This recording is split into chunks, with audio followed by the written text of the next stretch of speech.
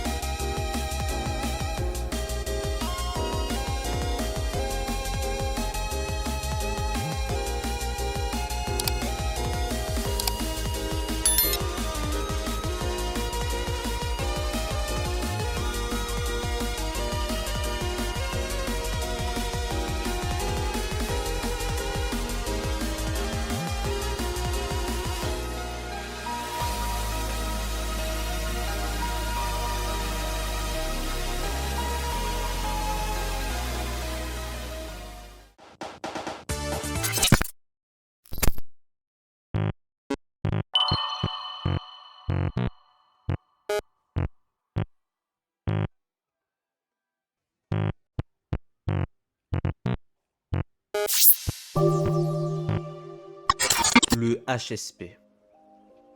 Dans Sonic Frontier, il existe un glitch qui permet à Sonic de s'envoler dans les airs en exploitant une mécanique spécifique du jeu. Ce bug, découvert par Dark Spin Sonic, a d'abord été appelé DSS Shuffle, avant de prendre le nom de Hedgehog Space Program, donc le HSP. Mais ce n'est pas tout. Une autre version plus accessible de ce glitch existe, appelée Hyper Bounce.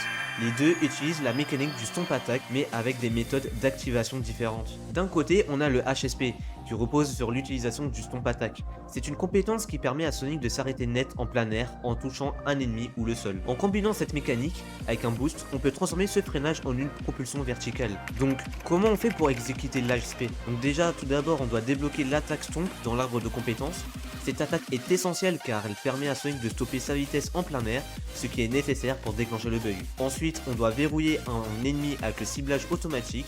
Sans cible, la mécanique ne fonctionne pas. Effectuer une esquive, puis enchaîner directement avec un Stomp Attack sur l'ennemi, et pendant l'animation du Stomp Attack, maintenez le bouton Boost juste avant que Sonic ne touche l'ennemi. Et si tout est fait correctement, Sonic sera projeté dans les airs à une vitesse incroyable. Et d'un autre côté, on a le Hyper Bounce, qui est une variante plus accessible du HSP, qui permet aussi à Sonic d'atteindre de grandes hauteurs, mais en utilisant une plateforme flottante au lieu d'un ennemi. Comment exécuter le Hyper Bounce? Déjà, il faut trouver une plateforme flottante, comme celle utilisée dans certains défis. Ensuite, placez Sonic juste au-dessus de la plateforme, après effectuer un Stomp Attack sur la plateforme, et dès que Sonic touche la plateforme, sautez immédiatement, donc faites un Spin Jump. Sonic sera propulsé en hauteur de manière extrême, avec un boost vertical plus stable que le HSP. Le Hedgehog Space Program et le Hyper Bounce sont deux glitches impressionnants qui permettent d'atteindre des endroits inaccessibles. Le HSP est plus complexe à exécuter, mais spectaculaire, tandis que le Hyper Bounce est plus simple et plus fiable. Ces deux bugs sont notamment utilisés dans les speedruns de Sonic Frontier pour optimiser les déplacements et gagner du temps.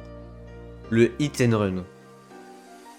Le Hit and Run est un glitch qui permet à Sonic de se propulser à une vitesse phénoménale vers l'avant en utilisant un enchaînement précis de mouvements et d'attaques. Ce bug est particulièrement apprécié des speedrunners car il permet d'économiser un temps précieux en traversant de grandes distances. Ce glitch nécessite d'avoir le Spin Slash débloqué car cette attaque est essentielle pour enclencher le bug, mais le timing est crucial et l'ennemi utilisé joue un rôle clé pour activer ce bug. Le bug se déroule en 5 étapes. Déjà, débloquer le Spin Slash dans l'arbre de compétences. Ensuite, trouver un ennemi adéquat de préférence, un cyclone.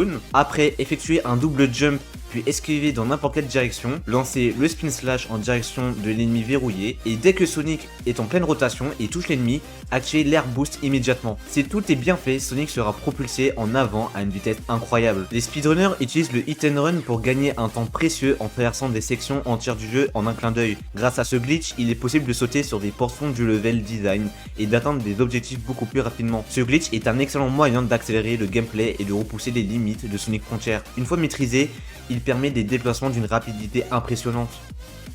Le Slingshot. Le Slingshot est une variante de l'HSP et peut être vu comme une version améliorée et plus facile du Hit and Run.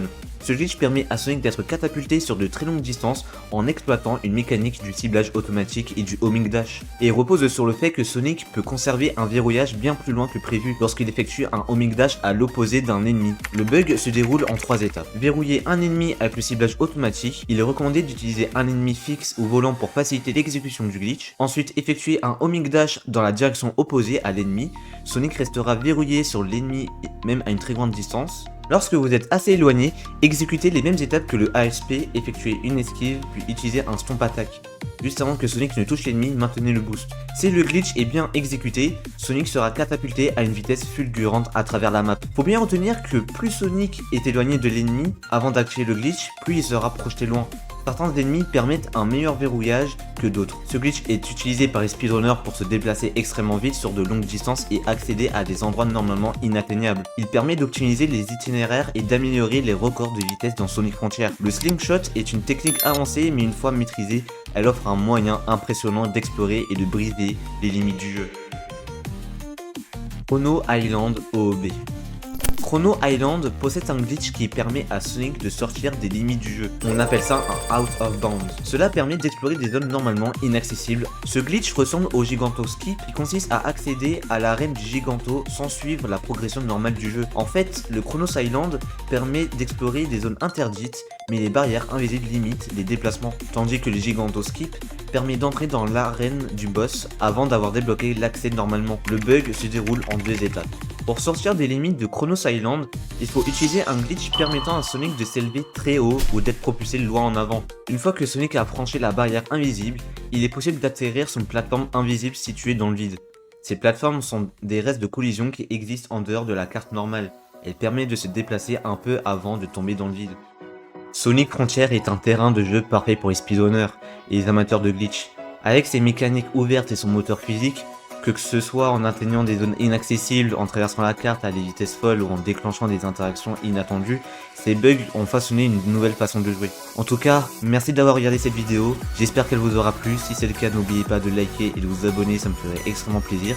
Et dites-moi en commentaire quel glitch vous avez préféré et si vous avez déjà essayé certains d'entre eux. D'ailleurs, j'en profite pour remercier une artiste sous le nom de Darly qui a fait des chivis pour mes vidéos. Merci énormément à toi si tu regardes cette vidéo. Allez, sur ce, je vous souhaite à tous et à toutes une très bonne soirée ou journée. C'était Jajou. Allez, ciao ciao tout le monde.